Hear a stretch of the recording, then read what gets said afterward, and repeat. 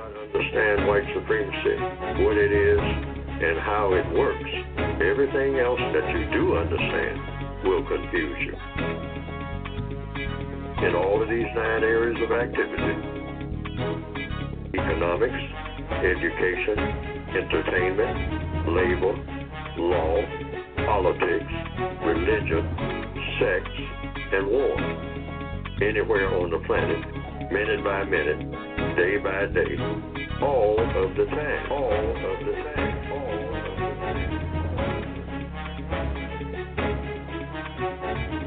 Good morning, and welcome to the Counter Racist Code Show with Mr. Neely Fuller, Jr. Mr. Fuller is on the line, awaiting your questions. Telephone line is now open at 516-453-9921. You can also Gmail me at the numero 7, Mr. Bobby, B-O-B-B-Y, at gmail.com. I want to start the show off this morning by an observation that I've noticed. Chat room, by the way, is now open, by the way. And Brother Swa, thank you for chiming in. I need some information from you, so I'll be contacting you. Brother Muko's on the line, and we have all others. When you want to make a comment, or rather a question or comment, please depress the number 1 button on the call line so that we can get you in order, because I have several things that I need to do, particularly concerning the Gmails. I'm trying to get those in.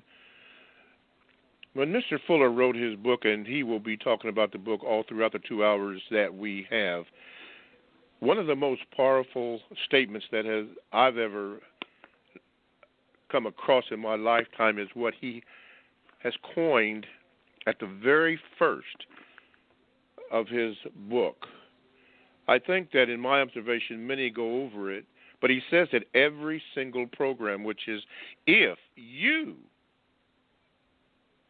don't understand white supremacy, racism, and that's in parentheses, what it is and how it works, everything else that you understand will only confuse you. He wrote that back in 1971. That's not just a statement that you can just gloss over if you really want to understand that you are a victim. When he wrote the textbook, he said that it is a textbook, workbook for thought, speech, and or action for victims of racism, white supremacy. It has been my opinion, including myself at first, that I didn't even know that I was a victim, and many don't, and you can tell that by the questions that are being asked. Almost every question can be asked by that statement right there, but it goes over, and we don't understand. But this is what the textbook is for, because he's teaching us or informing us of a code that must be followed in order to do what we need to do, which is replace racism, white supremacy, with justice. It's as simple as that. How to do it. How to do it. Again, 516-453-9921 is the number you can call to get in contact with the show. Let me say this. Good morning, Mr. Fuller, and how are you this morning? Good morning. I'm still learning. All righty. Still learning. I was going to start off with a Gmail, but I'll go here to Darnell. Let me see if I can get you in, Darnell. By the way, if you would like to stay on the line, please inform me so that I don't disconnect you. Okay, Darnell, you are on right now. What is your question for Mr. Fuller? Good morning, Mr. Bobby. Good morning, Mr. Fuller. Morning. Good morning, sir. Well, I actually have a VGQ and I have one question. I'll make it very brief, Mr. Bobby. Okay, thank you. Well, the question is, Mr. Fuller, if me as a victim of white supremacy, if I ask these 4 questions, but they're really one, what do I want to do? Why do I want to do it? How do I plan to do it? And what do I expect the constructive result to be, underlying constructive, before I do anything or while I'm doing it or after I'm doing it, then I could gauge the results and make better progress just overall in my existence? Is that the question? Yes. That's what it's for. Keep your focus, first of all, on what you think you should be doing, and you should always be looking for a constructive result. That's the 4th part of the 4 wants. Questions about wants. W-A-N-T-S. What do I want to do? Everybody wants to do something every day, all day. You want to do something, catch the bus, get a job or whatever, or go somewhere and try to improve yourself, change cities. Everybody, every creature, not only people, but every creature wants to do something. Birds want to do something every minute of the day when they awake. They want to fly from one limb to another, and they do so. So the 4 questions: what do I want to do? Why do I want to do what I want to do? How do I plan to do what I want to do? And that last question is, of course, they're all important, but that's the bottom line question, the 4th question. What do I expect the constructive result to be of what I want to do?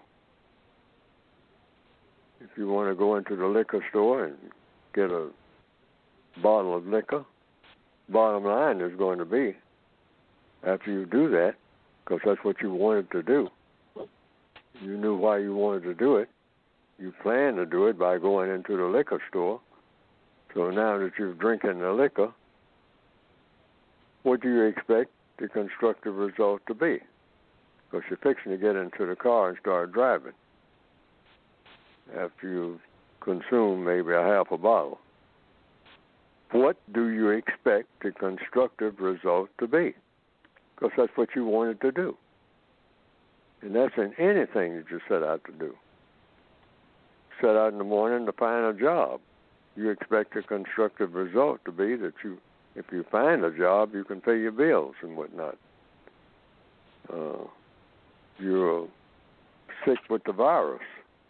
Same thing. That's if I understand your question. And this applies to everything all the time.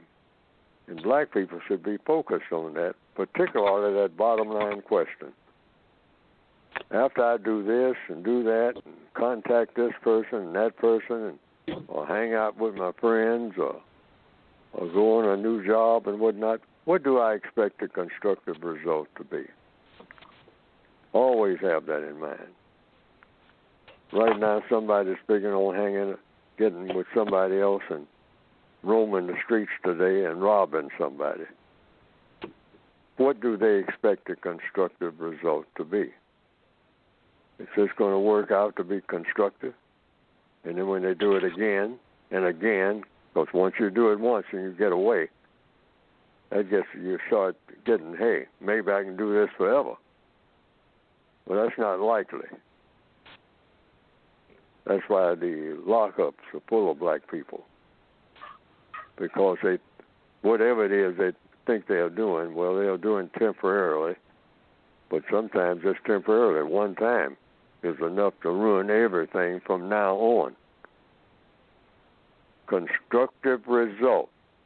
Always have that in your mind when you're getting ready to do whatever you're going to do, even in having a conversation. I hope that answers the question, if I understood the question. All righty. Yes, it does. Darnell, thank you so much for your call, and don't be a stranger. Oh, Mr. Bob. Whoa. Sorry about that. Sorry about that, Darnell. Call back, and I'll have them put you at the head of the line there. Let me do this. Brother Muko for the Baltimore Care Unit. Brother Muko, good morning, and how are you? Hey, I'm still learning, Mr. Bobby. How you doing, Mr. Fuller? Mr. Bobby. Okay. Hope y'all having Yes, sir. constructive morning. Sorry about all the noise in the background, but I'm gonna make it quick, Mr. Fuller. For my care unit in Baltimore and all my surrounding care units, especially right now in Atlanta, can you explain how the white supremacist plays all sides of every argument and how this keeps confusion going on to keep the system of white supremacy alive and kicking? Sorry I used those metaphors, but can you explain that further for my care unit, please? Thank you, Brother Muko. Wait a minute. Can I explain how they go about doing what? How the white supremacist plays both sides of every argument to keep confusion and the system of racism, white supremacy alive. Oh, well, they have labels. A lot of it calls. A person might say, "Well, I'm a liberal." A person might say, "I'm a conservative." But the shrewd white supremacists will say, "I'm all of them, depending on what I can get you to believe. If you're my victim, if you're a person of color, if you're a person classified as non-white. How can you lose an argument if you're going to take all sides of all arguments?" So it's just talk. So they'll say anything, whatever they think you want to hear. You'll walk in and you'll talk to a person who is a shrewd, highly skillful white supremacist. They're prepared for all of it. And you'll say, "Well, I want to do this and I want to do that." They'll say, "Oh, sure. I don't see why not. Yeah, I can help you out on that, buddy. I think. I'm not too sure, but it depends on who I can get to go along with me. And if you come in and say something else that's just the opposite, they'll say, "Well, I'll think about that, and you get back to me, and I'll see what information I can come up with." They'll take any side of any argument, as long as, at the end of the day, the system of white supremacy is still in place. That's all they care about. They don't care what you say. They don't care how you go about doing it. Get a picket sign or whatever. Okay, we'll get some picket signs. I'll picket my own house. My own relatives and whatnot. That's what you want me to do? Okay, no problem there. And he gets with them and say, "Now I got some people coming over, some black people. They can be picketing in the house today. They're on their way over there now, and I'm going to come over there and join them. And we'll be picketing in my own house with my own relatives." So they'll get out there and do that. And then at the end of the day, they say, "Okay, how do you like that? Does that work for you? You appreciate that? Okay, we're getting somewhere. That's what you call progress, right? Okay, all right. Anything else comes up tomorrow, let me know. I'm always on your side. Bye." Black people have to be aware of that. All righty. All right, Brother Muko, I got you on mute, and I'm going to keep you online. And thank you for your call. You know that you don't have to be a stranger. You already know that. So let's, and we thank you, one of our loyal listeners, Brother Muko here. All righty. Let's go down to the Gmail. Don't forget. Oh, I'm sorry. Wait a minute. No, wait a minute. Hold it. Let's get Darnell back. Darnell, okay, wait a minute. There you go, Darnell. Sorry I had to cut you off. Go ahead. Yes, Mr. Bobby. Thank you for accepting my call, and I wanted to apologize to the listeners. I just didn't get my BGQ, so that's why I'm calling back. Okay. And the VGQ is, Mr. Fuller, according to the code, if a victim of white supremacy has a code, whether they're the only person on the planet or they understand white supremacy or never heard of it, as long as you have a constructive code, you will have a pretty decent existence because you will be operating with the law of the universe. And that's my VGQ. And Mr. Bobby, I'll let you stand on the line, please. Thank you. Okay. Got you on the line. Okay, let me get you on the line. Let me see here. Okay. And thank you for your VGQ. Okay, Mr. Fuller, there are those who are new to the program. It's growing every week. For those that do not know what VGQ means, could you give a brief description or definition of what VGQ is so people will understand what we're speaking of? Right. It's explained in the textbook of Victims of White Supremacy, but what it means briefly is Victims Guaranteed Qualification. Now, I came up with that to keep black people from going at each other and just trying to win arguments. Black people a long time ago got in this thing about, well, if you're going to talk about race, the whole idea of talking about it is to find another black person who is willing to talk about it, get in an argument with that black person about the race issue, and win the argument. So that became like a sport almost. Walk out of the barbershop and said, hey, I bested everybody in there.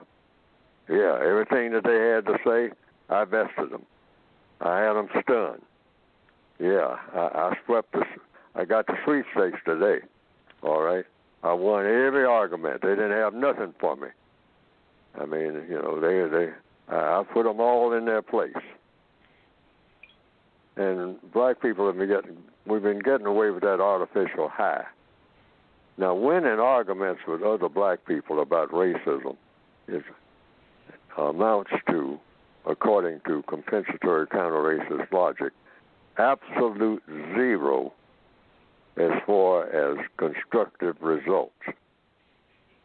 See, we're talking about just two words here, and any move that a black person makes should have a constructive result, no matter what area of activity it's in. Economics, education, entertainment, labor, law, politics, religion, sex, and war. Constructive results in any move that you make, anything that you say, anything that you do, in any one or more of those areas of activity. If you are classified as non-white, you're on the planet Earth, should produce those two words, constructive result. But the VGQ thing I came up with is called Victims Guaranteed Qualification.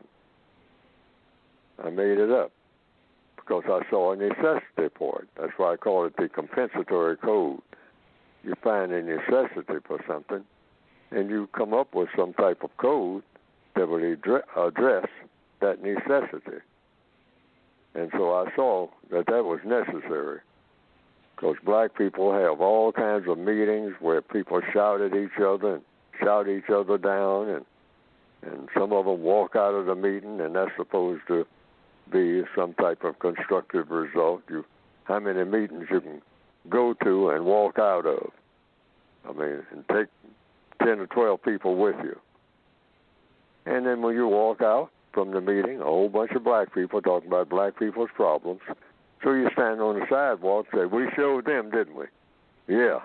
I mean, they think they know what they're doing. Yeah, well, we showed them. We walked out, didn't we? Yeah, we showed them what they think about that meeting they called. Uh-huh, yeah. I mean, you know, they think they know so much and whatnot. Well, hey, you know, we walked out on that meeting. But think about, did this in any way change anything as far as replacing the system of white supremacy with the system of justice? But we like this drama. See, we're more interested in drama, putting on a show, because, black people all aspire to be in show business of some type, because that's what we have always been told back on the plantation and whatnot. Hey, if you don't want to get behind that plow, get a banjo. A fiddler, like in the TV series Roots, fiddler wasn't behind a plow. He was black, but fiddler knew how to play the fiddle. So he could go up and play for the white folks, and that's a whole lot different from being out there, raggedy, behind a plow, and a mule that's stubborn. But if you can play a fiddle and sit around in the big house and every now and then do a little fiddling for the master, that's a much better position. So, VGQ is about Victims Guaranteed Qualification, which means what literally? If you're a victim of racism, your opinion, what you have to say about race, racism, or counter-racism, you should say it. And no one has to agree or disagree. Or even if they agree or disagree, it has nothing to do with anything else, because the system of racism is still in place. No one has come up with a formula for ending racism. Why? If anybody had, we wouldn't be having this conversation right now, because racism would not exist. So everybody who has something to do about how to go about ending racism has the Victims Guaranteed Qualification. If you're a victim of racism, anything that you say about race, racism, or counter-racism is valid, no matter how, in somebody else's mind, ridiculous it is, whatever the proposal is. And how do you react when somebody says something? At a meeting. See, I'm talking about the nuts and bolts now. What do you do when somebody says something that is absolutely, most people at the meeting say, that's crazy? You simply say one thing according to the code. He said what he said. And don't say anything else. It's the case of a female. She said what she said. Yeah, but what you think about what she said? I think that's the craziest thing. Oh, wait a minute. VGQ. She said what she said. That's her opinion. She said what she said. Yeah, but that ain't what I'm talking about. I'm talking about, what do you think about what she said? I think that she said what she said, sir. End of story. That's an automatic circuit breaker. That shuts down all argument among black people about their different viewpoints. Black people write editorials about what some other black person said in the newspaper the other day. The white supremacists love that, because the white supremacists sit back with their feet on the desk and say, that doesn't change what I'm doing. They can squabble all they want to about how they're going to handle me. They kill each other, which is what some of them do in their organizations. They fall out so much that, they start carrying guns for each other because they, can't agree. The organization broke up after about 5 meetings, and one organization became another organization, and another organization, and another organization. VGQ slam dunks all that in one slice. Okay. What do you think about what Reverend so-and-so said? That black woman got up there with her silly self the other day on TV and made that statement she made. And what do you got to say about that? I have to say that she said what she said.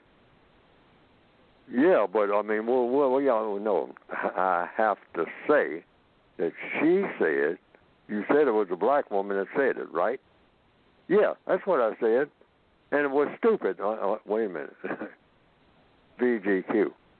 She said what she said. She is fully entitled to say whatever she thinks about race, racism, and/or counter-racism, which is how to go about being against racism. She's fully qualified. And I cannot say anything about what she said except she said what she said. End of story. Now, we've changed the subject and go on to something else. Okay, end of story. I'd like to point this out. Well, I lost my page here. Speaking about victims, we already know about George Floyd and Breonna Taylor. Mr. Fuller has often talked about teddy bears and candlelight vigils and protest. Well, you can add another one to that by the name of Casey Goodson here in Franklin County, Ohio, was shot in the back by a sheriff, and apparently he had in his hands 2 Subway sandwiches. 2 Subway sandwiches. I understand he didn't fuss, didn't fight, didn't flee, but nevertheless shot in the back and killed by a Franklin County sheriff. Of course, you know they're doing the investigating. If you get a chance, read that. Victim. Tell you what I'm going to do right now. I'm going to have a station break, and then I'm going to get on these callers and BGQ. Thank you for listening to the Counter Racist Code Show with Mr. Neely Fuller, Jr. I am your co-host, Mr. Bobby. To get in contact with the show, call this number, 516-453-9921. You can Gmail me at the numeral 7, Mr. Bobby, BOBBY, at gmail.com. Your Gmail will not be read today, I don't think. Depends upon what is forwarded up to me. Won't be read today, but it will be read at some time, and I will give you the date and time when your Gmail can be read. If you do send me a Gmail, I'm asking you, please, ma'am, please, sir, do not write me a novel because I cannot read it. We are limited on the time on the radio, so please make it brief and short, and then we can do what we need to do. If you do call, make sure you press the number 1 button. It's Joshua, Sam, and I think Swa have also done, and we can go from there. Okay, I think that's all the pertinent information. We're about 17 minutes away from Mr. Fuller discussing his book. All the information that is on this program can also be accessed through the site producejustice.com. And Mr. Fuller, before we go on, I was just checking that site, and I don't see where you are on the Carl Nelson show yet, but I did, and a lot of the callers have listened to your last broadcast or interview on the Carl Nelson show. I believe it was November the 26th.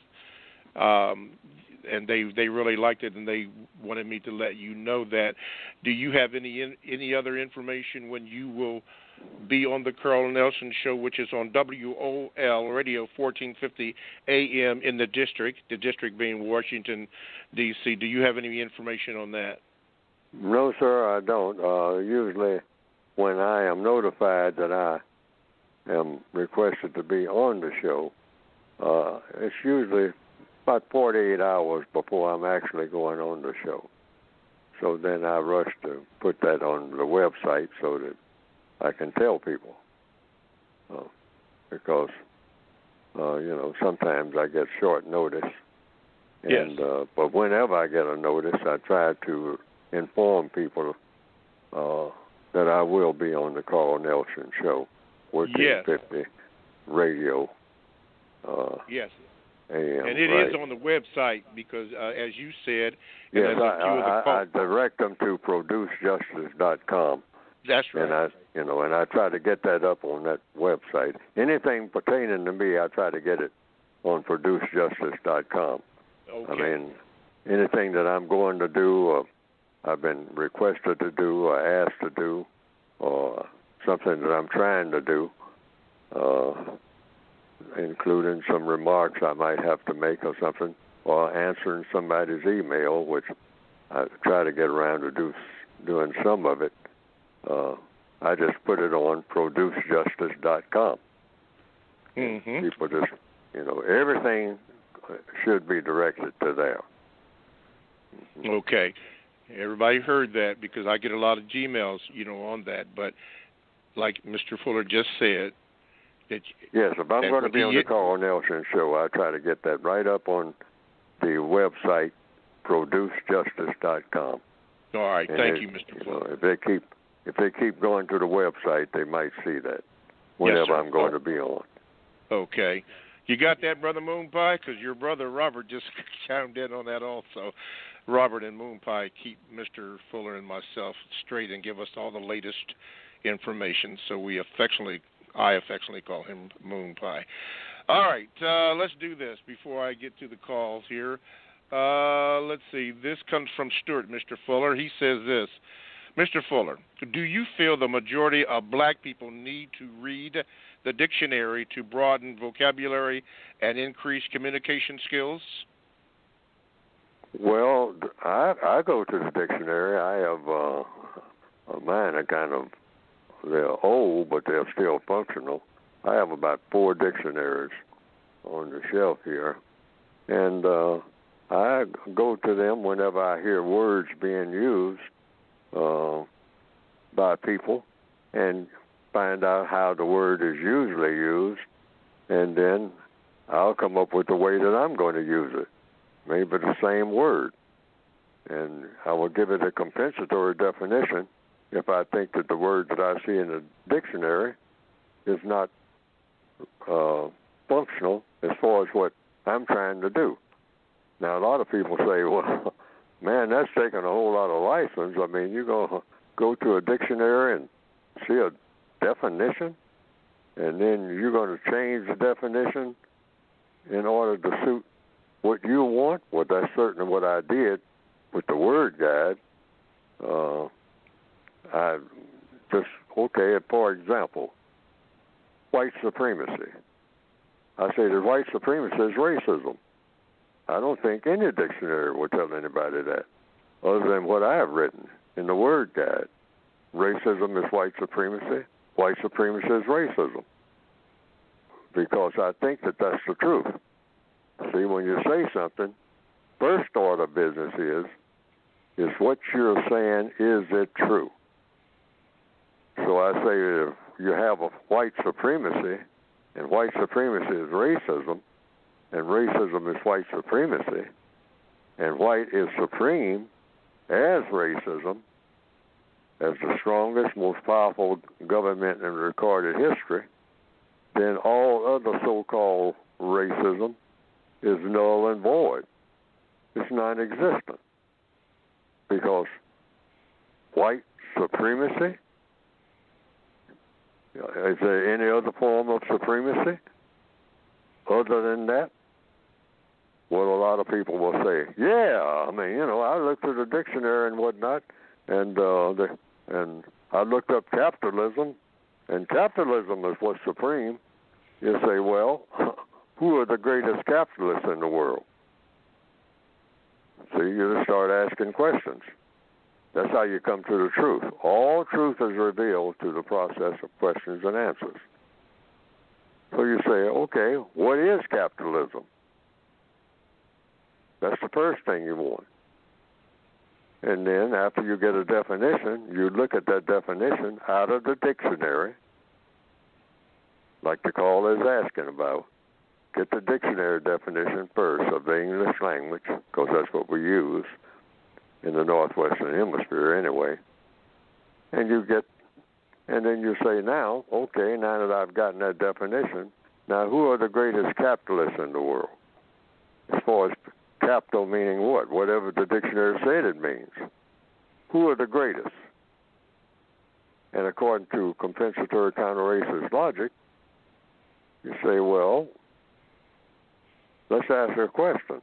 Are the white supremacists the greatest? And then you can turn to communism. Who are the greatest?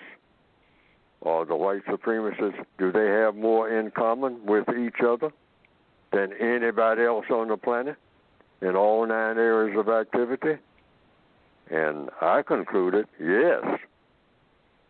And then I looked up socialism, capitalism, communism, socialism. Do white supremacists socialize with people more efficiently than anybody else on the planet? Whatever you mean by socializing, socialism, whatever it means, that dictionary definition. Do they do more of it more efficiently than anybody else?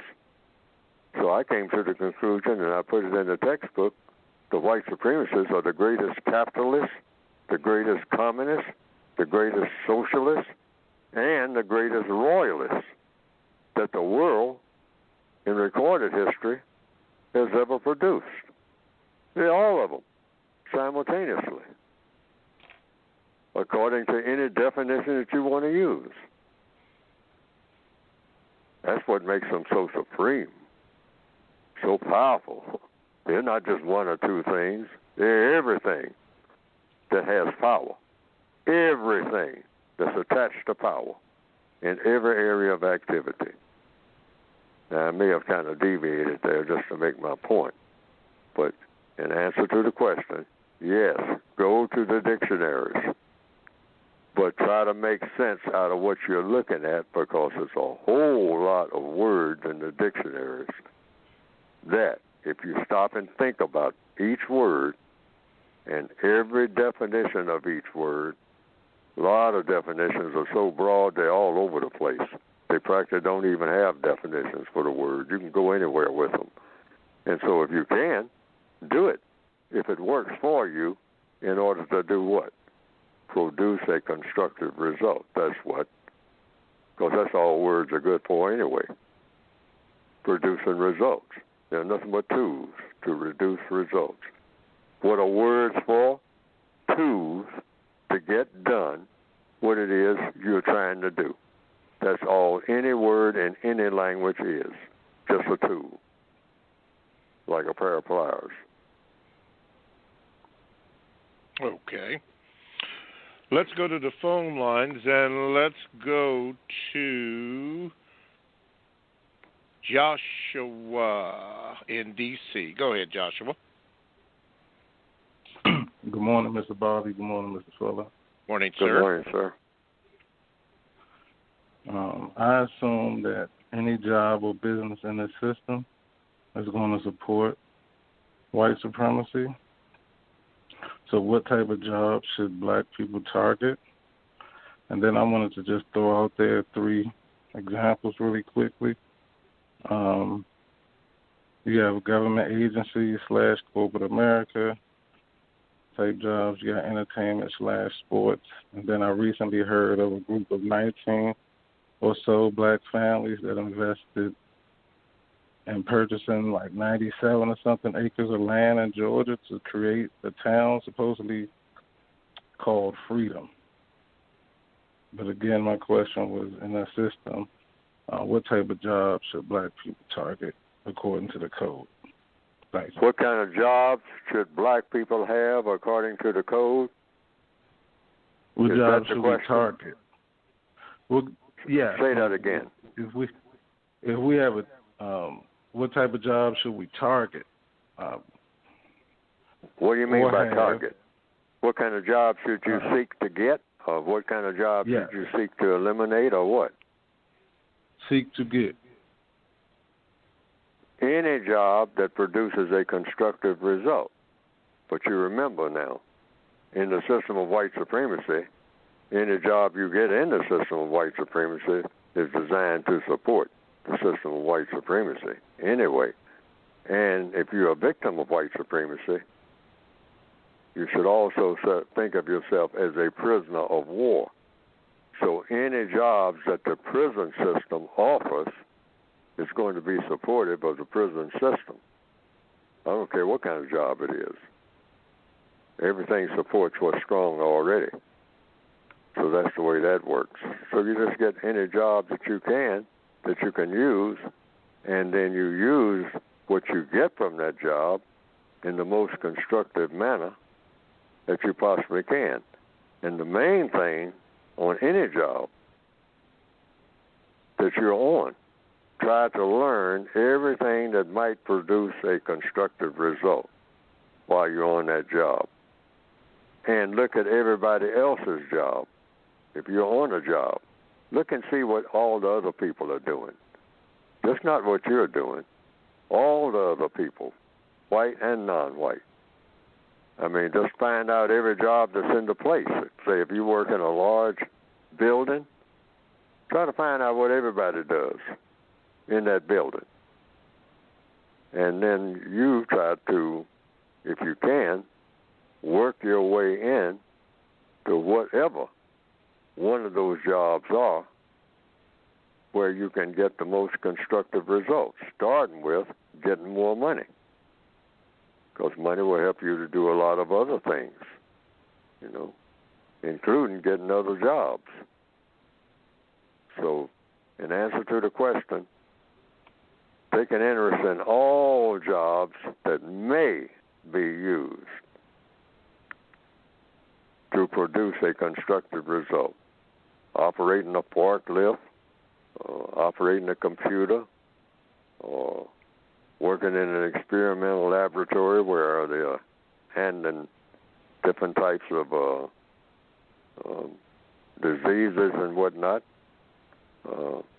And you have a very, you know, try to get as much money as you can for whatever job you're doing. And try to learn. Be willing to learn. Ask questions. Ask questions on any job that you're on. What do they do over there? What do they do over there in that other section? I've never been over there. You know, where you work may have 4 or 5 different buildings. And you're in building number 2, but you don't know what's going on in building number 3 and 4. So you can just ask somebody, what do they do in that building over there? You know, it seems like the people over there, I mean, you know, they come to work and they're driving, you know, better cars than I get, and it seems like they get new ones quite frequently. So what do they do over there? What does each and every person over there do, both white and non-white? And how do they get jobs like that? Well, they go to this school or that school and whatnot. Well, do they have any schools here on this job where they, you know, on the job training or something like that? And if not, why not? Maybe we can start one. Well, I can learn to do some of this stuff I see some of these other people are doing. Maybe we should propose that at our next meeting rather than stand there just waiting for somebody else to talk. They say, hey, can we get a show? Sir, Mr. Graham, since you asked us, do we have any remarks? I have a remark. Is there any training program we can set up where I can work in that building over there in Building C and do some of the things that the people do over there? Could we have some in-house training without having to go to college or something like that? We can just learn right here on the job. Well, no, buddy. I mean, I hadn't thought of that, anything like that, and we don't have a program set up for that and whatnot. Well, is there any way that you think we can think about doing it now? You know, get somebody to go over there, even if they start off at a lower salary and whatnot, just to learn the job. Well, I hadn't thought about it, buddy, but, you know, your proposal can be taken into account. See, just speak up. Ask these type of questions on any job that you're on, no matter where it is, grocery store, you know, transportation, whatever it is. Just ask. Always aim to do a little better than you're doing. That's the codified compensatory procedure. Okay. All right, Joshua, thank you for your call, and do not be a stranger. All right, let's do this. Yeah. Let's go to the 609. I believe that's Colorado, and that's going to be Sam. If I can get you on here. Sam, good morning, and what is your question for Mr. Fuller? Good morning to both of you. quick VGQ. I can definitely attest to what Mr. Ford just said. I was working in a plant store, and a friend of mine who was the head grower, I asked him, I was like, he was 25 and I was 28 at the time. I was like, how did you become the head grower? You've only been here 2 years. He said, I just kept bugging him. I kept asking him, what's this for? What's that for? What's that? Like, what? So they eventually were like, here, just come here. We're going to train you since you keep asking questions. So definitely goes a long way. But my question was for Mr. Ford. How would someone who wants to, I know it would be better, right, to just read the book, but I didn't hear about you until I got on the internet. I found out about you through a YouTube video. And other people I've connected with were the same way. They found out about you through a video or some sort of digital medium. How would someone go about trying to, replicate something similar to what your code book has, or what you're similar to your code book in a digital form, if that makes sense? Oh, someone putting it in a digital form? That's been proposed to me a number of times, but but I like it in the form that it's in. That's why I haven't done it in digital form. When I mean digital form, I also mean like maybe not like a hello. Say that again. Not so people have proposed like an app or something similar to that. Wait a minute. Maybe I know I don't understand the question. So can you rephrase that question or something? Yes, sir. What is the question? Has anyone proposed utilizing your code book to create a user-friendly application, such as, are you familiar with apps, sir? No. I don't even know what it is. I gotcha. An app is something that anyone with a smartphone can essentially download onto their phone. It's essentially similar to like a computer program, except it goes into your phone, and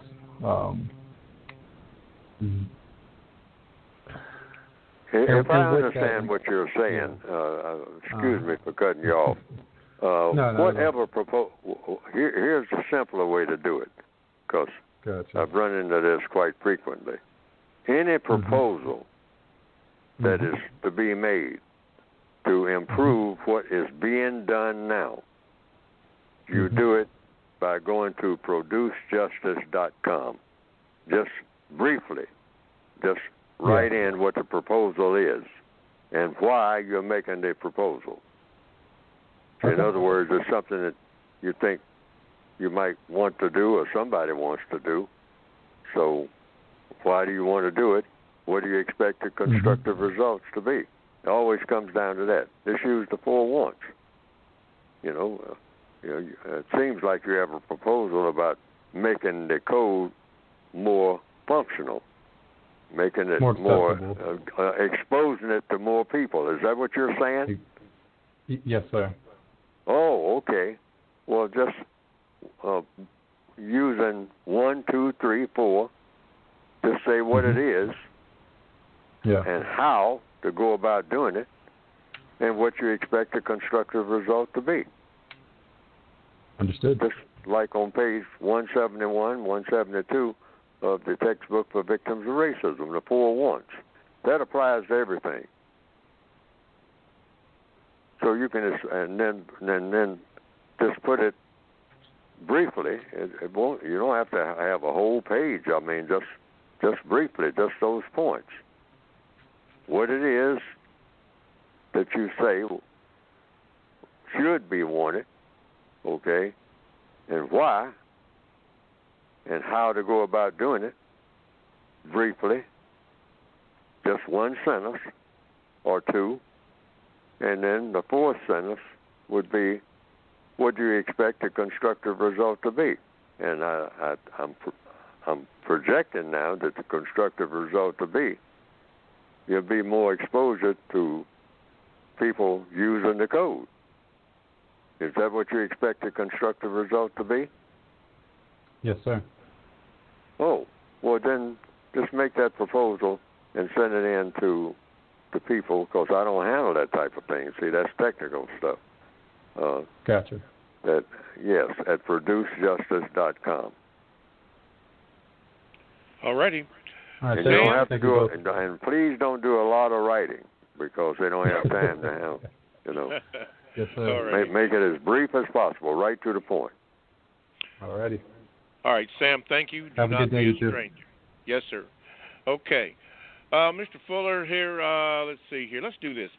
Let's let you speak to your book while we have about 8 minutes to go on the first hour. Go ahead, please, sir. Talking about the book? Yes, sir. Yes, go to producejustice.com. Producejustice.com. What will come up on the screen is a brief description of the book that covers the stuff that I've been talking about on all these programs. That's why I put it in the book form. And that is, we need a code. It's not a secret code and not a hush-hush and not an organizational type thing, conspiratorial. The white supremacists are conspiracy masters, so they know all about that type of thing. You can't conspire against them anyway. You know, we're not that efficient. And we shouldn't have to, and we shouldn't, and we really don't have to. I mean, they're the ones that when you're conspiring, that kind of connotes that you're doing something you shouldn't be doing. As victims of racism, we're trying to replace the system of white supremacy with the system of justice. Now, the textbook for victims of racism is wide open about that. We just say that we're the victims of it. It's an illegitimate system. It never should have existed in the first place. And a growing number of white people, at least verbally, are agreeing with that. Racism never should have existed. Nobody should have never thought up that idea. But it turned out to be the most powerful and most successful enterprise in recorded history. But it shouldn't exist. What should exist is a system of justice. So the textbook for victims of white supremacy is to help the individual victim to bring that about, the replacement of the system of white supremacy with the system of justice, which means what when you say justice? Well, I made up a definition for it that's also in the textbook itself, and that is guaranteeing that no person is mistreated, part one. Part two, guaranteeing that the person that needs help the most gets the most constructive help. Most constructive help in what? In anything that he or she is doing. Just make sure that it has a constructive result. Because the textbook for victims of racism is all about an individual person in every move that he or she makes producing a constructive result. And it doesn't get any better than that. Everybody should want that. But you can't get constructive results ultimately in the system of racism. You have to replace the system of white supremacy with the system of justice. Now we have an opportunity, after having gotten that constructive result, to get constructive results in producing ultimately the universal man and the universal woman who function as people should function in the universe. Go to producejustice.com, and that will help you to understand what the book is about. It'll tell you what the book is about in the beginning of the book, what the book is about, what it's supposed to do, and how you can solve your own individual problems by using it. That's why I wrote the book. Your own day-to-day individual problems. That's how it's done. The theory being, if you can solve the problems of each individual person, you're solving the problem of every person. So that's how you get the collective. Problem solving. Because that's all we need to be doing here on the planet anyway. Solving problems without what? Without making any. That's what the books are about. Solving problems without making any. Go to producejustice.com. Okay. In the remaining moments here, I just want to make mention, just in case I do not have a chance to get to them. In the chat room, we have Swa, Bay Monday, Sean Glenn, Marketing Pulpit, Purple Pill, and I still can't get this one, T.S. Win Annie, okay? That's probably not it, but maybe one day I'll learn how to pronounce that. But I do that because these people are very loyal to the program, so I just want to make mention of that.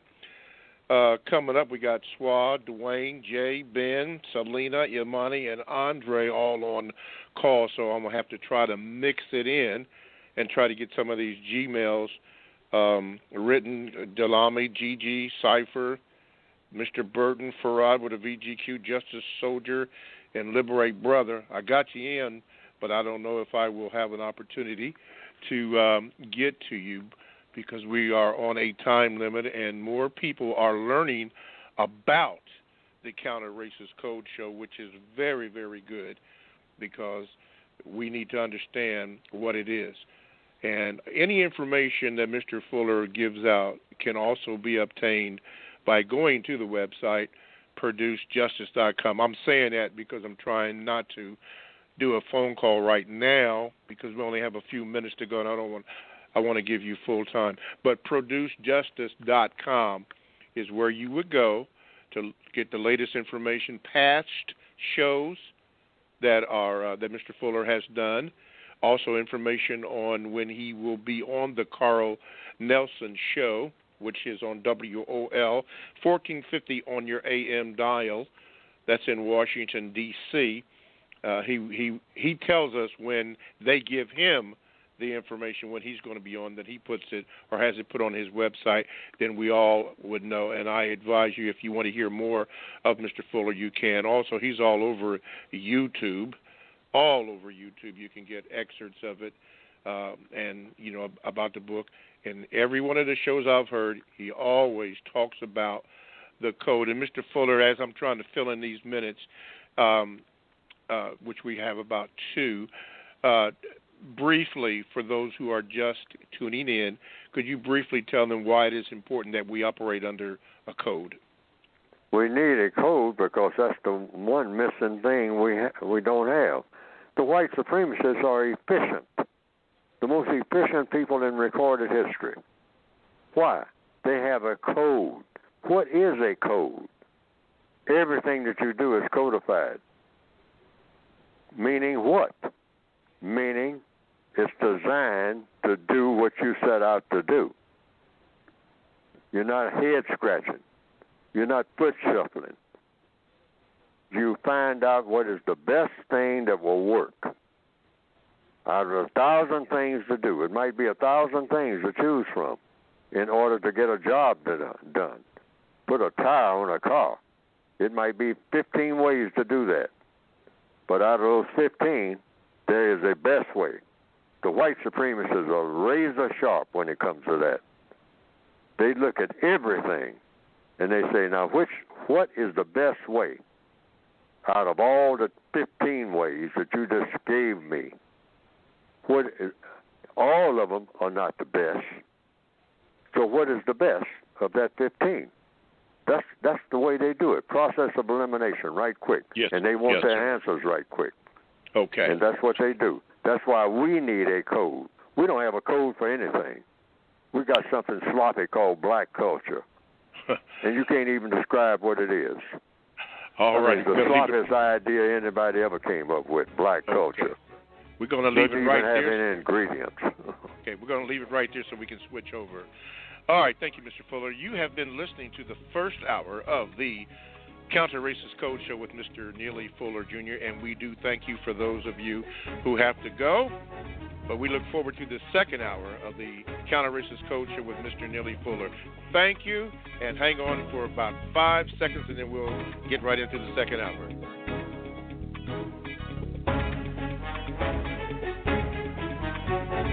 All righty. Welcome to the second hour of the Counter-Racist Code Show with Mr. Neely Fuller Jr., and I am your co-host, Mr. Bobby. Now, to get in contact with the show, call this number, 516-453-9921, and make sure you press or depress the number 1 button, and you will get in line, because there are at least 7 people ahead of you, and we'll try to get those in here. If you want to Gmail me, you can, the numeral 7, Mr. Bobby, B-O-B-B-Y, at gmail.com. And your Gmail, at some point, we will try to read it, but we have so many callers that I'll get to it, and when I do, I will inform you the date and the time. Okay, without further ado, let's go to L.A., and we have Swa there. Swa, let me get you in. Good morning, my brother. Go ahead, you're on. Good morning, Mr. Bobby. Good morning, Mr. Neely Fuller. Good morning, I sir. just want to thank you guys both for the work that you guys do here. It's very necessary and constructive and important. And I have a VGQ and a question. The VGQ is before I discovered the problem of racism, white supremacy. I was trained by my university, and I had the understanding that, or I believe that the root of like all black people's problems and all people's problems was trauma. But discovering racism, I'm able to understand that trauma is because of racism. And my question, Mr. Neely Fuller, is I was talking to an old associate who I was attempting to get into my book club, or to at least start reading your book. And he was telling me how like he doesn't read, and he's also a gangbanger who's been shot multiple times throughout his life. He's been shot multiple times, and he was telling me how there's a gang war going on. And I quote him and his friend saying, "There's a war happening right now." And I was trying to tell him how like the only war really going on is racism. But my question is like, can you give a few words about how the only war, like, what is the only war black people or people in general should be concerned about happening on planet Earth? Well, that's why I wrote the book. So if I understand what you're saying about the gangbang and all like that, just tell him to read the book and see what he thinks. Because the title of the book, the main title, well, I say all of them are main titles. There's 3 of them. But the United Independent Compensatory Code System Concept. But that's described, it's addressed to the individual, that United Independent. You're united maybe in what you intend to do, maybe, but you're independent in the way that you go about doing whatever it is you intend to do, based on what your wants are. What do I want to do? I want to be a gangbanger. Well, why do you want to be a gangbanger? And don't ever interfere with the answers to the questions. Just be ready with the next question. That's another thing about asking questions. Don't start giving your evaluation of the answers. Just be ready with the next question. That's the codified procedure. That's why we need a code. So it seems like that person is talking about gangbanging being a priority for black people. I don't know if the person is saying all black people should just look forward to being gangbangers and that's the way the world should be run. There's people running around killing each other. There's plenty of that. But what's the constructive result? Okay? I don't see any constructive results coming from it at all, directly or indirectly, for anybody. I don't see where that pays off for anybody. Bloodshed. Just constant bloodshed for what? Well, maybe they can answer the question, because I just asked the question. For what? Man joined the gang. For what? For what? I mean, what 15, 20 years down the road, after having joined the gang, what's going to be the result for me? Even in Godfather 1, Luca Brasi, when he went to the Tatalias to get information, what did he ask? He asked a question of Sollozzo behind that counter. I mean, two of them waiting to kill him. He said, well, I might join you all over here, the Tatalia family, and so what do you think? He said, well, I can use somebody like you, somebody big and strong. He said, okay, you can use somebody like me, big and strong. What's in it for me? That's a question, very important question. You want me to join a gang? What's in it for me? And don't interfere with the answer. Just let them document all the benefits you're going to get. Health benefits, insurance, retirement. Let them outline whatever it is. Every creature wants benefits. And if all they got to offer you is death and an orange jumpsuit, you can get that on your own. You don't have to join nothing. You can be an individual contractor for that. As every black person who is locked up can tell you. You don't need to join nobody to get in trouble. You can make trouble for yourself. Doesn't take but about 5 minutes. You can get in all the trouble you want. Trouble that'll last you forever. Because a whole lot of people are thinking that way. And so anybody who's trying to lead other people to think that way, that's the first thing you should let them know. Why should I join you to get in trouble? Now, if you're going to offer me something, I want to know the benefits. Retirement program, health benefits, the whole 9 yards. Otherwise, what am I talking to you for? If I understand what the proposal is about. All righty. All right, Swa, thank you. You're a loyal listener, so I don't have to tell you, but I'm going to say it anyway. Do not be a stranger, and best wishes to you on your book club. Thank you so much. All righty, let's do this here as I try to work it in. This comes from Dalami. Says this, Mr. Fuller. He asked, actually, there's two questions about I'm going to morph them into one.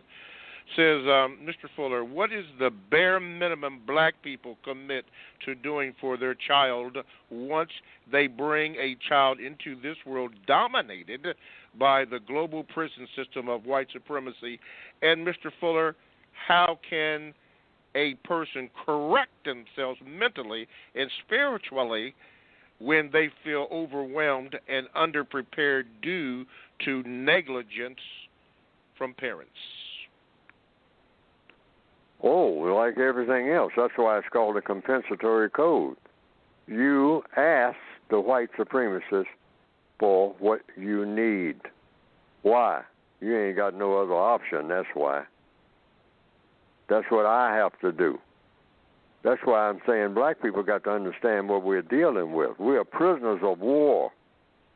If you're a prisoner of war and you have a baby in the prison as a prisoner of war, where's your network? Where's your support system?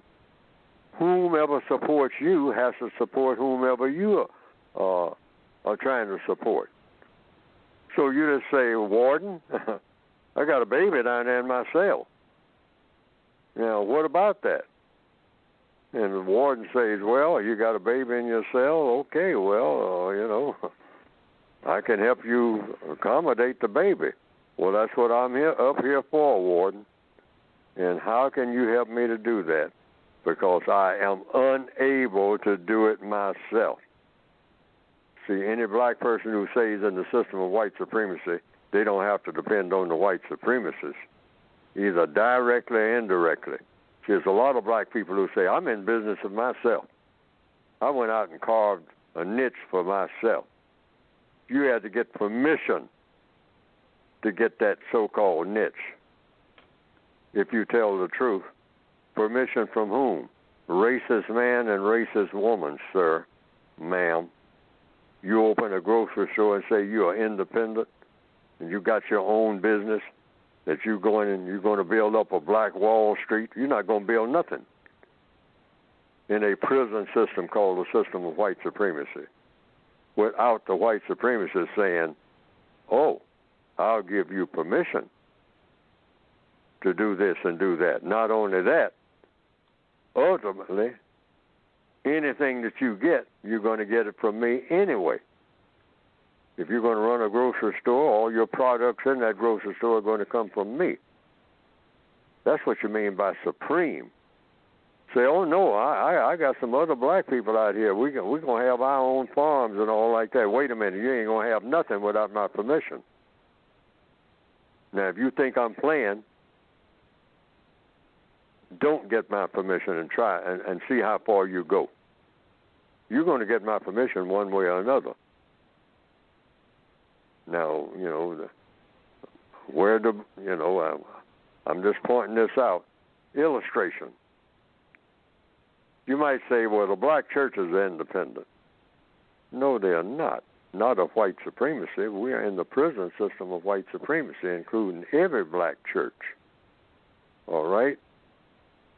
Because all you have to do is just ask, how does a black church sustain itself? Where does the preacher get his or her money in order to be able to preach? By passing the plate. Okay, the people who are sitting there putting money in the plate, where do they get that money? Do they have some factory somewhere making money that's black owned and the white supremacists have nothing to do with it? No, it's slave masters' pictures on all that money right there in the church in the Northwestern Hemisphere. Andrew Jackson, $20 bill. Oh, yes, I passed the plate. Oh, yeah, got a lot of 20s here. Oh, I like that. Well, the people who brought it are working for whom? The white supremacists. So when you start talking about black independent anything, it ain't no such thing as, I don't care what kind of flag some black person has somewhere on some island. You better believe when those ships moved out of that harbor, they ain't moving nowhere without the permission, directly and indirectly, of the white supremacists. You got to get that permission. That's what I mean by white supremacy. Now, you don't have to believe what Neely Fuller's saying. Just see where the power really is behind anything that you're looking at. There are a lot of black people who look like they're powerful all over the world, some of them multi-billionaires. But just ask yourself, where's the bottom line? Who are the people who finally make the decision about whether or not that black person is going to be a billionaire? It's always the white supremacists. Always. No exceptions to that rule. None. If you investigate. Okay. That's what white supremacy means.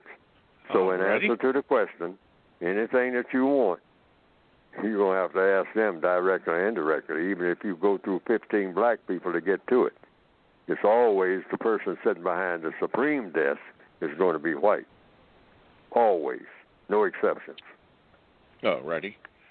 Let's do this. Thank you, Mr. Fuller, and thank you. Coming up next on the Gmails will be Gigi, but before we go to Gigi, we're going to go to the 336, and I believe it's Dwayne. Dwayne, is that Winston-Salem? Let me see if I can get you on here. I'm here. Yeah, okay, there you go. Here you go, Dwayne. You're on with Mr. Fuller. Go ahead, please, sir. Yeah, it's Winston-Salem, North Carolina, man. Yeah. Winston State ran the HBCU. So I got a part in the Temple of Jolly. We've been studying the great minds for some years now. And we wondering about Dr. Amos Wilson. What is Neely Fuller? Did you ever meet Amos Wilson? I know you met Francis Wilson. And what do you think about his legacy? I've heard a lot about Dr. Amos Wilson. As far as his name is concerned, I've never heard a speech by him. I have no idea what he looks like. Just down through the years, his name keeps coming up. I've never heard one of his speeches or anything. I've never met him, not to my knowledge, never been in a crowd where he was present, but I've just heard his name, and that's the truth. Dr. Amos Wilson. I've heard a lot of people say that a lot of things that he says are similar to the things that I'm saying. Yes, sir. But I don't know what these things are. I've never heard not one speech, never read a book by him, anything. I don't know anything about his existence except what I've heard down through the years. But his name has come to my attention going back as far as 20 years ago. But I've never met him, never heard of him, have no idea what he looks like, never even seen a picture. Wow. And that's the truth.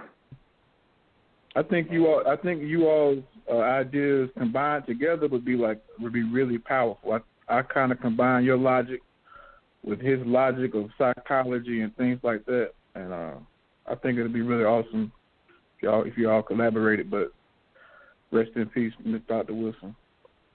All righty. Thank you very much, Dwayne, down there in the great city of Winston-Salem, North Carolina. Great city. Thank you very much. Don't be a stranger. Got you in here now. Okay. Let me go here. And let me see here. We've got some Minnesota people coming up. Let's go to Jay. Looks like you, Jay, in the 612 in Minnesota. Go ahead, Jay. Hey, how y'all doing? Glad to be on the show today. Another good talk as always. I appreciate what you do, Mr. Fuller, and Mr. Bobby, you as well. I appreciate what you do. Statement, and then question. Before I jump into it, Amos Wilson, shout out to the last caller that called about Amos Wilson. For a long time, I really struggled to understand this society and why we and myself, we sit in a certain position in this society. It didn't make sense because the adults around me, they themselves are clueless. Until I came upon Amos Wilson. Amos Wilson is the first. Amos Wilson, the autobiography of Malcolm X, and listening to Mr. Fuller. These three people had the biggest impact on me when it comes to understanding my circumstances. Okay, so to you, Mr. Bobby, just a statement here. When you're letting us know about the emails, to keep them short, to keep them brief, for some reason it seems like people are not really getting the hint. And I think maybe it will be more efficient to just tell them or tell us, hey, if you're going to email me, keep it to a paragraph or less, 3 to 5 sentences, or I'm deleting it. I'm not even going to read it. So maybe that might be a little bit more effective because it seems like, with folks, you tell them not to do something, and it's almost like they might as well have not even heard you say it. So just an idea. Suggestion noted. Okay, thank you, sir. Yeah. So Mr. Fuller, I don't know if you've heard about the Karens, the phenomenon that's been happening for the last 2 or 3 years, where you've had experiences with it. We could say Emmett Till had an experience with Karen, right? So this has been going on for a long time. You're aware of Emmett Till, and we all are. But it's been spotlighted now, especially with social media, with Karens all over the country, putting black people in very, very dangerous and compromising situations. So what does Karen have to do with this conversation? The last time I called, I brought up the 3 T's: trashy, tacky, and terroristic. So there's a Central Park Karen. That's what they call her. There's a lady in Central Park walking her dog without a leash. There happened to be a black guy there, bird watching. He's an avid bird watcher, and he just, out to see the birds and came across this white lady. And he asked her politely, hey, can you please put a leash on your dog? There's signs in the park that says dogs should not be without leashes. She spazzed out, freaked out, and he pulled out his phone to record for his safety because that could go completely left. So he's recording the whole situation, and she gets even more irate, and she says, if you keep recording me, I'm going to call the cops. He's like, nope, I'm going to keep recording you, make sure I'm safe and I'm okay. She calls the cops, and before she does that, she tells them, I'm going to tell them I'm being threatened by a big black man, something to that effect. She calls the cops, and she tells them, there's a black man, I'm a white woman, there's a black man, he's threatening my life, I'm scared, and she starts crying, and she goes into the whole works. She puts on the show, I'm telling you, some good acting. And anyway, so this went viral, she lost her job, people called her out, like, this is messed up that you would do something like this. So here's my question to you, Mr. Fuller. It seems that whenever a black person tries to avoid the 3 T's, it seems like white folks they're adverse to it. They want to stay in either trashy, tacky, or terroristic. Like this situation, it went straight to terroristic. So my question, I'm sorry, I'm making this long. My question is, when we try to keep out of the 3 T's, why does it not succeed? I know I've said a lot. I can. Well, wait a minute. What's the question? Okay. Let me shorten this question for you. Sorry about that. Okay. The 3 T's: trashy, tacky, and terroristic. That's in the textbook. Yes, in the textbook it is. And this is our typical interactions with white society. Whenever a black person tries to avoid this, it becomes terroristic, like the example I just gave you, right? Yes, sir. Why is that the case? Why is it that they don't say, well, maybe we don't need to be trashy, tacky, or terroristic. Maybe we can engage each other from a place of humanity. Wait a minute. I'm trying to focus on the essence of the question. Okay. Let me the give it one more essence try. of the question is, why is it like this? Is that it?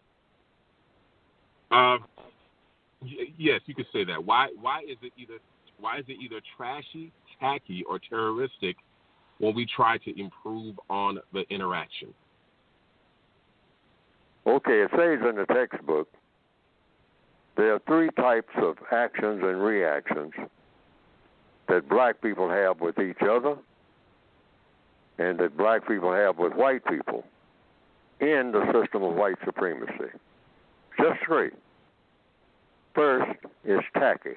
That's our general comings and goings. The way we talk to each other. Hey, man, what's happening? That's tacky. All right? It doesn't really mean a whole lot, whatnot. We're just saying something just to be saying. All right? We really don't even want to know. Just slangs and all like that. Tacky. The way black people interact with each other, our conversations, they're not productive of anything that's going to produce constructive effect at all. We just talk just to be saying something, just to break the silence. Tacky.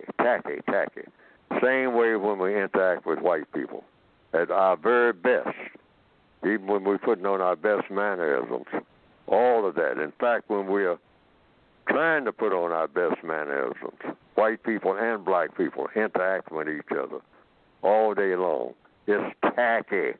It doesn't get any better than tacky, because the system of white supremacy itself is always there. That's what makes it tacky.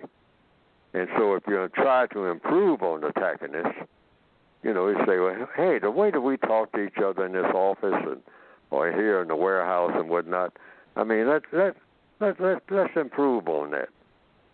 And every time that I have seen black people try to improve on the tackiness, particularly between the interaction between white people and black people, it goes from tacky to trashy. There's a whole lot of trash talk and all like that, and then it gets filthy talk and all, just our talk. It gets, we call ourselves relaxing, loosening up. Well, all it is just a lot of trash. That's what we call it. That's what it turns into. You got a tacky party. You're going to have a Christmas party. It's tacky to start with. The whole concept of having that in the system of white supremacy. But then on the job, you're going to have this Christmas party. Okay, it's starting off being tacky. The black people, for one thing, being expected to be in the entertainment committee. That's what's going to be tacky, all right? The black people are going to do the entertaining, and black people are always willing to entertain because many of us want to be in show business. That's all we've been taught, you know. So, Christmas party on the job, you're going to start off being tacky by just having the party in the first place, because what is the party for? What's supposed to be the result? Okay? They're going to hand out promotions at the party or increases in salary or what? All right, so when they have the party, the black people are expected to be, according to the code, the entertainment committee. That's going to get trashy right quick, real quick. I've observed it and observed it and observed it. It's always trashy. And if you try to improve on the trashiness, it gets to be terroristic. And it's the same thing when black people get together. Starts off being tacky, because that's all we know, tackiness. It's a sloppy way of going about doing everything. A whole lot of phony hugging and high-fiving and whatnot. That's tacky, tacky, tacky, tacky. We don't have a quality relationship nowhere. Not one. You can't find a decent relationship between a black person and a white person or between black people with each other. Why? We're in the system of white supremacy. They don't allow it. So it doesn't get any better than tacky. And if you try to improve on the tackiness, then it's going to number 2, trashy. That's a guarantee. It's going to get trashy. Just a whole lot of trash. I mean, and you might even modify the trashiness, and next thing you know, if they take it far enough, it's just absolute, nothing but a whole lot of filth. That's where it's going. Even sophisticated filth is still filth. Now, if you try to improve on that, then it's going to get violent. Somebody's going to say something to make somebody mad. Now, wait a minute. I mean, I'll go along with the joking and all like that. But, I mean, you know, you done said the wrong thing now because, I mean, you know, sounds like you saying something about my mama. All right? So now it's going to get terroristic. And when it's terroristic, it'll be coming up. We got all these so-called holy days, holidays coming up. And you will hear the pop, pop, pop, pop, pop, 9mm of black people getting together with each other for sure. And if black people get together with white people, may not get into the terroristic thing, but it's definitely going to be tacky and trashy. That's a guarantee. Doesn't get no better than that. Anybody who tells me that they've seen a situation where that didn't happen, I want to know about it. The white supremacists don't allow any other relationships, so-called. They're not really relationships. The code calls them tragic arrangement. The 3 T's, tacky, trashy, terroristic. That's how black people interact with each other on a day-to-day basis. That's how we interact with white people, and that's how white people interact with black people. Tacky, trashy, terroristic. Doesn't get any better than tacky. Okay. That's a guarantee. It's not going to get any better than tacky. All righty. Thank you, Jay, for your question there and all that.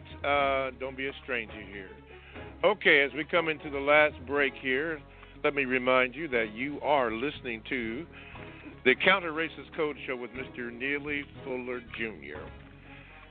And if you would like to call in, you can by calling 516-453-9921, or you can Gmail me at the numero 7, Mr. Bobby, B-O-B-B-Y. I would like to ask you that when you do call in, please, because we have so many that want to call in, and I'm not going to be able to get to all the Gmails, but please make it short so that Mr. Fuller can answer it and and we can try to get as many as we can right now, because right now it doesn't look like we're going to do it, but we're going to try to do it and get them all in here. So please, ma'am, please, sir, be brief, and we can try and do our best. And that goes for the chat room also. Come on now. Come on. You know better. You know better. All right, let's go to Ben. He's in Minnesota. Ben, let's get you in here so that Mr. Fuller can get to you. There you go. All right, Ben, go ahead, please. All right. Thank you, Mr. Bobby. I really do appreciate you and Mr. Fuller for having this program every Tuesday. Mr. Fuller, my question for you is, do you or have you had a care-mate, and do you have offspring? I don't know if you've mentioned this in the past. I know you try to stay away from yourself. The code is about focusing on the code, not Mr. Fuller. But it's just a personal question from me. Do I have offspring?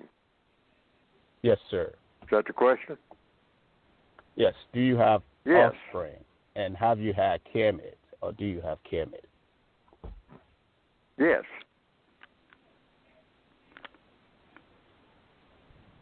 That's it. Sounds good. Okay. Yes, sir. Thank you. Okay, you are welcome. Let's see, Ben, let me get you out of here. Okay, don't be a stranger, Ben. Okay, let's go to Philly. I'm getting ready to say South Street, but that goes to show you how old I am. Let's go to Philly, and I think it's Selena. Did I get it right, Selena? Yes, it's Selena. Okay, go ahead, Selena. I'm sorry. Go ahead. Can you hear me? Yeah, go ahead. Okay. Good morning, Mr. Bobby. Good morning, Mr. Fuller. My question today is, if a white couple adopts a non-white child, would that child still be considered a victim of white supremacy, and would that couple be considered a white supremacist?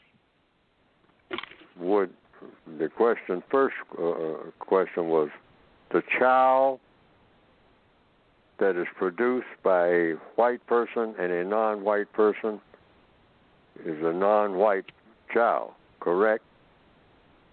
No, my question is, if a white couple, they adopt a non-white child, would that child be considered a victim of white supremacy? Sure. The child is always a victim of white supremacy. See, there's no time when a non-white person is not a victim of white supremacy. Let's get that, according to compensatory logic, which is supposed to be based on truth. Now, that's either true or false. There's no such thing as you having some minutes when you're not a victim of white supremacy. That's just like saying you're having some minutes when you're not a prisoner and you're in prison. No such thing as that.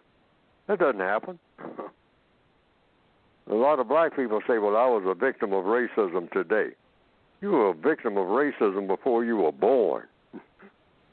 And you will be a victim of racism right up until the day that you die and beyond.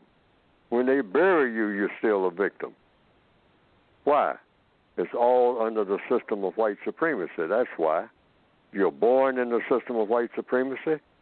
Each and every breath that you take is in the system of white supremacy.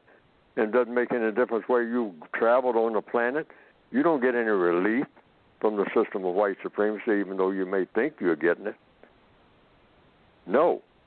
You're born in prison, called the prison of, that's the name of the prison, the system of white supremacy. If you're black, you're born in prison. And there's no time when you're not in that prison. None. And it doesn't make any difference what type of arrangements anybody make. Sure.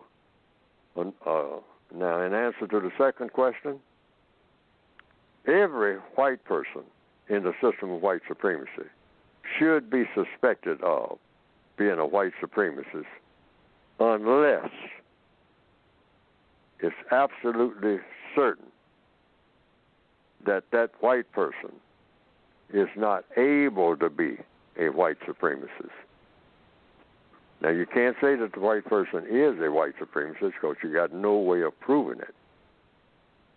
No black person should say that a white person is a white supremacist, ever. Because as a prisoner of war, you can call The warden. The warden. But if the warden says, I'm not the warden, what are you going to do? Who are you going to prove it by? You say, you are the warden. I see it on your desk, and you walk around here acting like the warden, so you must be the warden. Say, but I didn't tell you I was a warden, did I? Yeah, but you acting in the capacity of the warden. And what did I say, prisoner? What did I say? Not what you're saying. I'm not paying any attention to what you're saying because I don't have to. Ever. See, that's what black people got to understand. White supremacy means supreme. You think you got some rights. The white supremacists said, any rights that you get them from me. And just like I give them to you, I can snatch them back anytime I want to. And will. And what can you do about it? Who do you know that's coming to your rescue over the hill on some kind of horse, like you've been told? Somebody to the rescue. The cavalry ain't coming to the rescue. I own the cavalry. I am the cavalry. Who can you go to, boy? Who can you go to, girl? That's the way they talk when they're really serious. Who can you go to? Well, I can go to my spiritual leader. Or I can go to my creator. What does the code say about that? Sure. And you should. If you think that'll help, for sure you do that. But if you think you're going to find somebody walking around on this planet who is black that can help you to go up against the white supremacists, you got another thing coming. They'll talk like they can, but when it comes showtime, they ain't showing. Why? Because they're under white supremacy. The person is classified as non-white. They're all prisoners of war. All righty. Thank you, Selena. Don't be a stranger right. to... Mm-hmm. Thank you. I would like to still listen. You are welcome. Thank you, Selena. Okay, Mr. Fuller, this is from Gigi. She said, Mr. Fuller, can anything be trusted that white supremacists or suspected white supremacists say as truthful?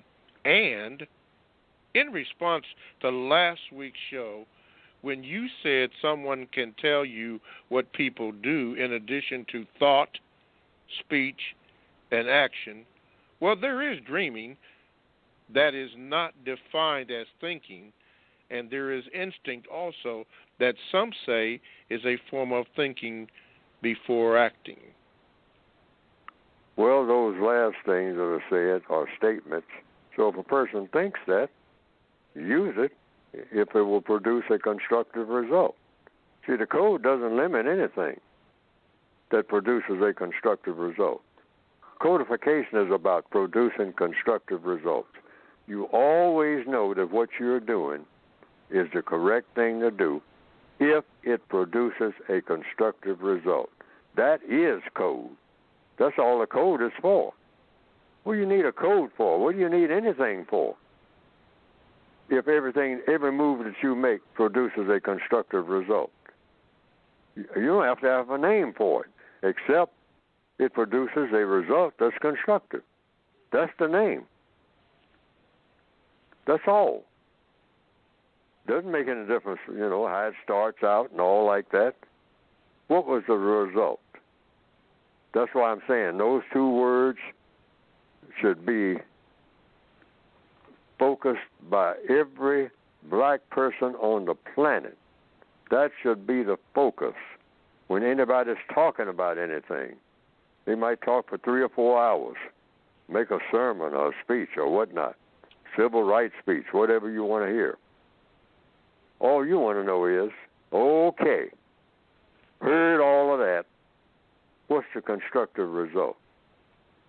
Okay, we're going to demonstrate again. Okay. 10 trillion people show up. Okay. What's the constructive result? That's all you have to think about. at the end of anything at the beginning, you start off with it in mind.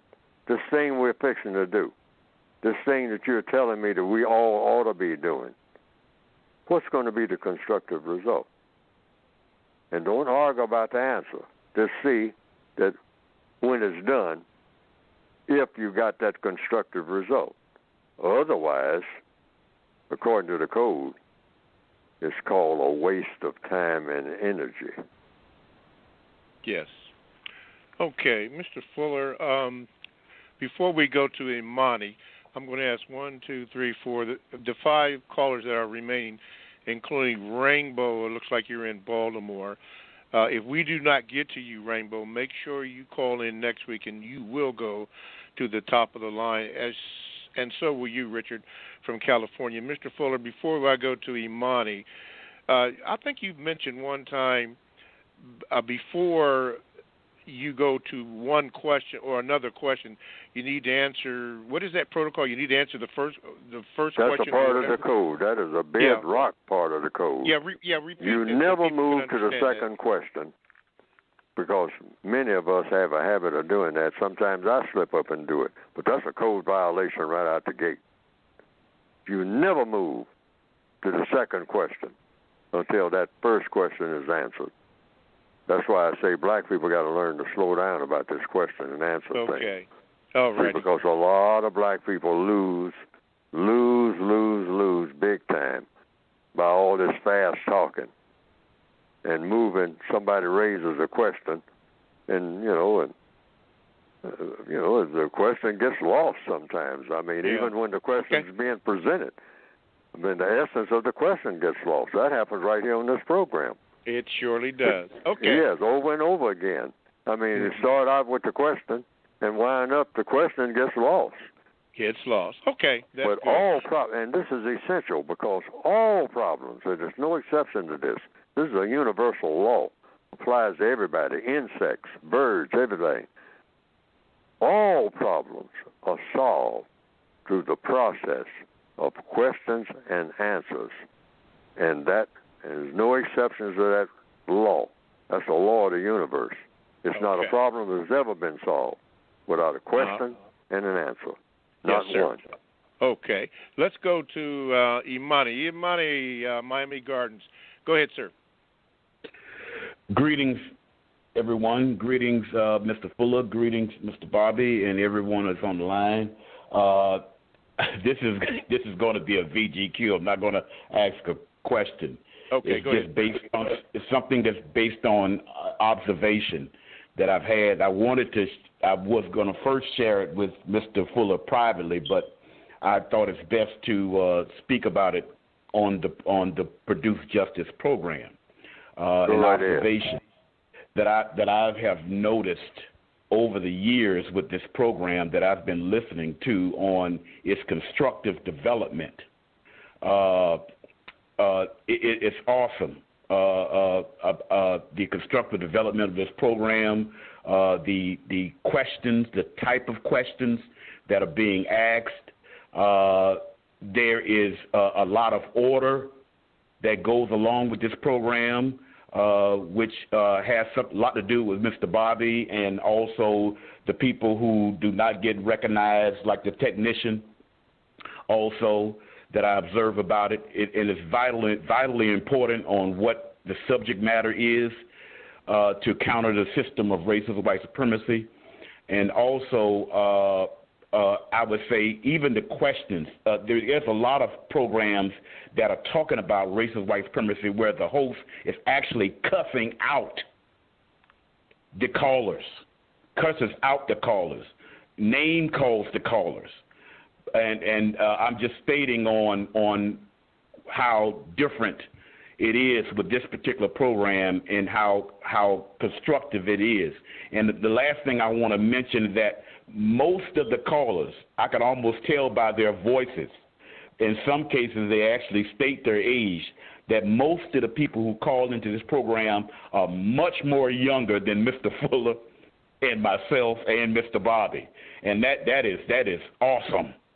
That is awesome. and the way that the questions have really improved.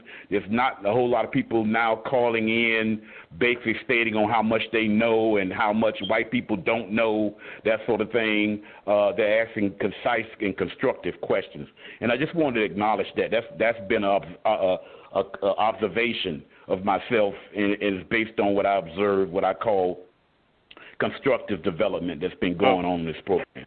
Thank you. All right. Thank you, Imani, and still learning. Thank you so much, sir. Okay, don't be a stranger. Okay, let's go to Jersey. And I think we got Jamar. Jamar, I think we got you. Okay, go ahead, sir. Thank you, Mr. Bobby, and thank you for your platform. And greetings to Mr. Fuller, and thank you for your counter-racist work. It's an honor.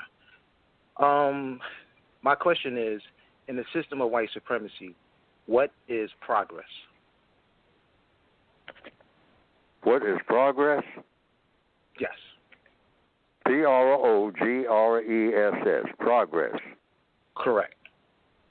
There is no progress in the system of white supremacy except those things that are done that produce constructive results.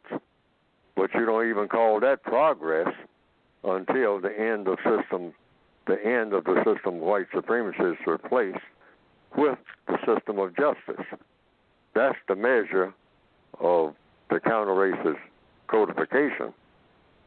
That's the definition, really. The actual replacement of the system of white supremacy with the system of justice. It's not like football where you get paid for yardage. It's only when it's all over. It's more like golf. I mean, making cute shots and all like that, and tricky shots and hole-in-ones. I don't know much about golf, but I've heard that much. This can be spectacular. The crowd can roar and all like that. But it's what's on that scoreboard. That's the only thing that really counts. And so you can't compare it to football, like black people mostly in the football, particularly black males, more than any other sport, along with basketball. But fancy shots down the court, no, they don't count. Slam dunks don't count. Unless on the scoreboard, you always win. Now, in the system of white supremacy, you either have it or you don't. And as long as you have it, if someone asks you, well, how much progress did black people make last year in the system of white supremacy along this racial thing? The answer, according to the code, is none. You say, well, none.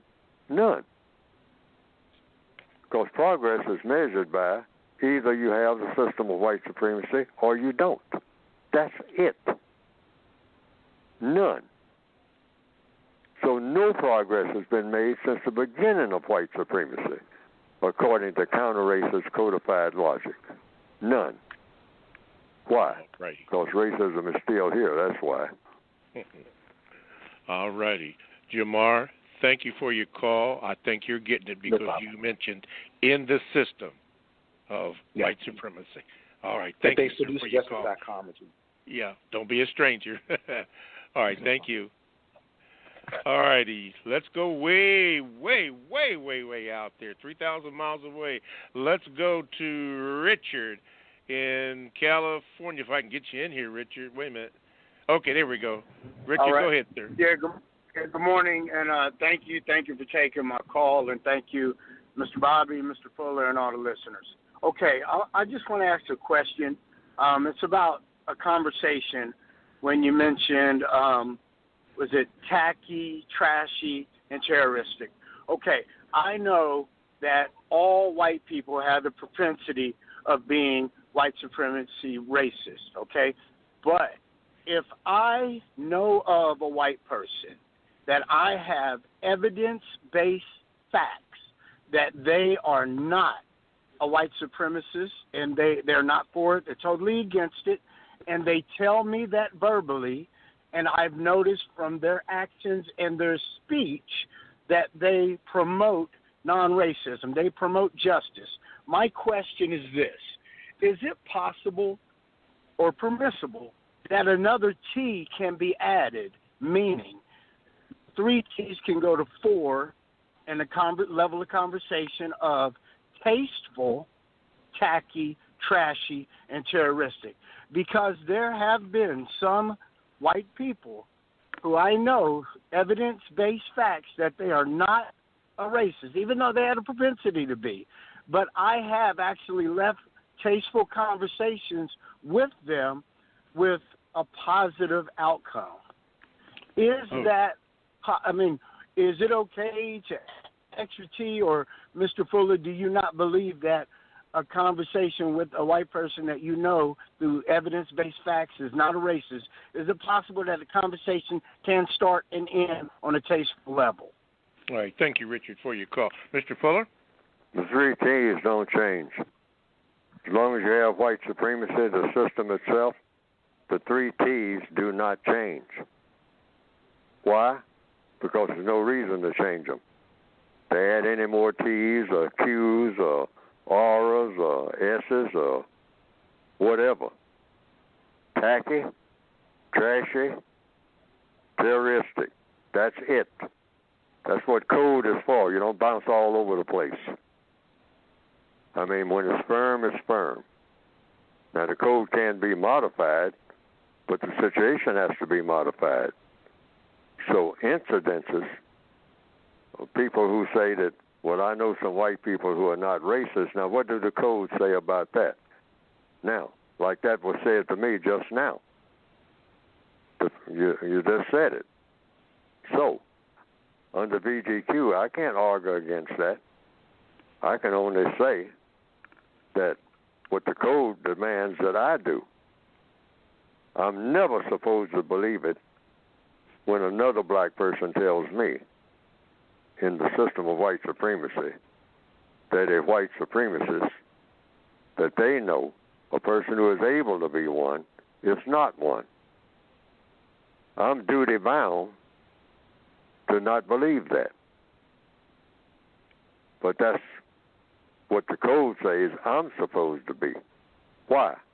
Because the white supremacists are very great at what? Being deceptive.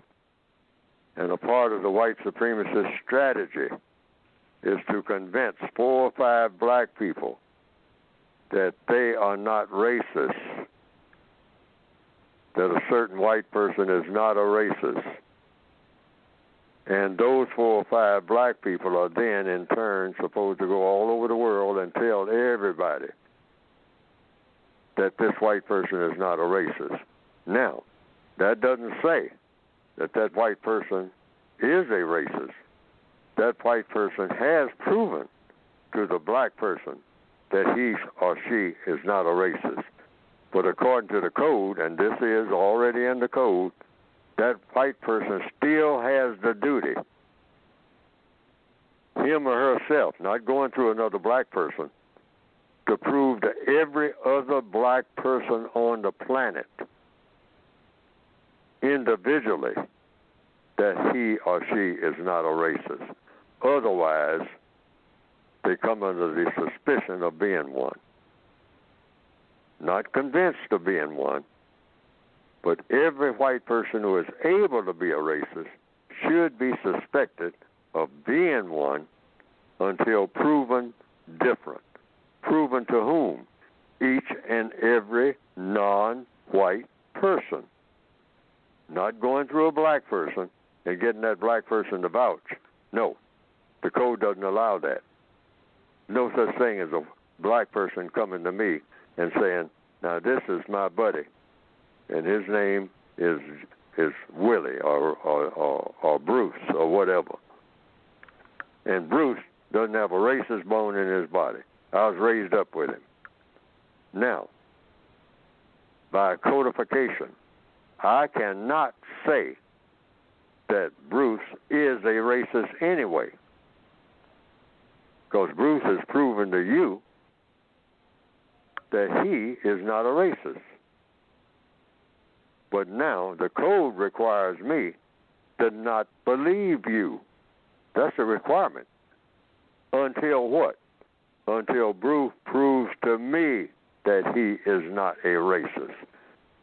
Now that's strict and that's harsh, you might say, but it's really not. It makes sense in the system of white supremacy because in counter-racist codification, everything must make sense. Must make sense. Okay. Thank you very much, Richard and Callie. Don't forget to order anything or any publications or any information, particularly about the 3 publications, and according to our lawyers, all the books are in and are available even overseas. Just go to producejustice.com. That's producejustice.com. One more time, producejustice.com for all the information you need from Mr. Fuller. Finally, let's go here. Rainbow, we'll see if I can get you in. From B-More, from Baltimore, we got you in. Go ahead. Hi, Mr. Bobby. Can you hear me? Yes, go ahead. I know we have 5 minutes left, so I just want to say peace to you and Mr. Fuller. I love you all. Thank you for doing this. Thank you. And I just appreciate you all. I'll be calling in next week so I can ask my question. Oh, okay. All right. Well, thank you. And make sure, they have your number, so you'll go, if you call in early, you'll go to the top of the line. We'll get you in. Thank you. Yeah, thank you so much. Thank you so much. Okay. My pleasure. Wow, that was great. All right. That was great from Baltimore. Mr. Fuller, before you talk about your book, can you just speak to one more time that when you ask a question, don't go to the next question until you answer the first. Why is that so important? That's important to eliminate the one thing you don't want among black people ever. And that's the C word. That's right. Confusion. See, black people are the most confused people on the planet. That's why we're in the shape we're in. So you get in terrible shape by being confused. A confused person is what? A person who doesn't know what's going on. And anybody who doesn't know what's going on when they should know what's going on is in trouble. Babies are confused. They come into the world. We all come into the world confused. And if we stay here long enough, we leave here confused. I'm getting to the place I'm in that category. All right? Oh, yeah, it returns. You return to that baby state. And babies are confused. Okay. We got a minute, Mr. Fuller, so let's talk about your book. Go ahead, please. So you can get the book by going to producejustice.com. producejustice.com. And what will come up on the screen is a brief description of what the book is about. And if it's still up there, on the back of the book, you have about the author. But it's really not about the author. It's about the subject matter. Yeah, I see that, Yes. And so you can just read what's on the back of each copy of the textbook for victims of white supremacy. And there it all is. I mean, about what it's about. Now, it doesn't say, I could have added something about what the book is about is you need a code for solving the race problem, because that's really what it's all about. Yeah, that's even on the first book you wrote about the author. Yes, but it tells why I wrote the book and what the book is about. That's the main thing. It's not about the author. I didn't give a whole lot of credentials and all like that. I don't have any. Credentials mean you got credibility. What credibility do I have? I'm not supposed to have any credibility. Credibility comes from people putting things to a test. So you read the book, you do the things that the book recommends, put it to a test, and if it works for you, go with it. If it doesn't work for you, the stuff that doesn't work for you, it means it's probably not for your environment and all like that. So you brush that aside. It's to solve the individual's problems. Go to producejustice.com. All righty. I want to thank you, Mr. Fuller. Callers, listen, I want to thank you. I want to thank you very much, all our producers and lawyers, everybody who called in, and people in the chat room. thank you. Mr. Fuller and I, thank you so much. You've made the show just so tremendous. So many calls, so many chat room people, so many. And so I like to say thank you on behalf of Mr. Fuller. And Mr. Fuller, thank you. And we will try to do better next week. Thank you, Mr. Fuller. Always try to do better. Thank everybody. Thank everybody.